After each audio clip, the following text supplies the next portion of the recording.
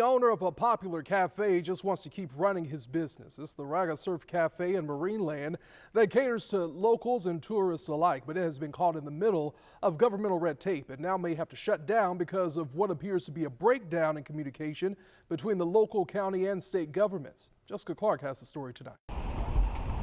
Right next to the beach in the town of Marineland. The Dawn Patrol breakfast sandwich. Can't go wrong. Is the Raga Surf Cafe. It's more than just the food. It's 3 trucks, or campers, that sell food, treats, and beachy merchandise. There's a community here. In 3 years, this only spot to grab a bite in Marineland has become so popular that working people plan their meetings around the cafe's hours. Big things get decided here on those picnic benches. Jim Powell is a co-owner. We've grown quicker than I ever thought.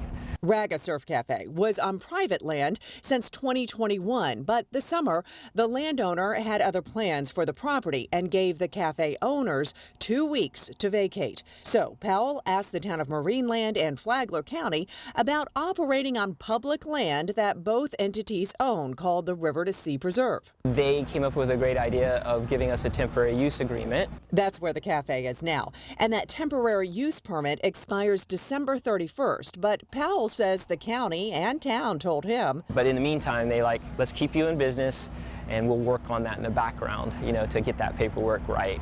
But another entity that has a say in what happens to the land was not informed about the cafe and says it should have been, and that's the Florida Communities Trust. It's a group that gave a grant to help the county buy the land. And FCT told the county and the town, you're out of compliance with some other issue anyway on this property, so deal with that first and then with issues such as cafes. So the county has told Powell the cafe is out at the end of the year when the temporary use permit expires. Customers are not happy.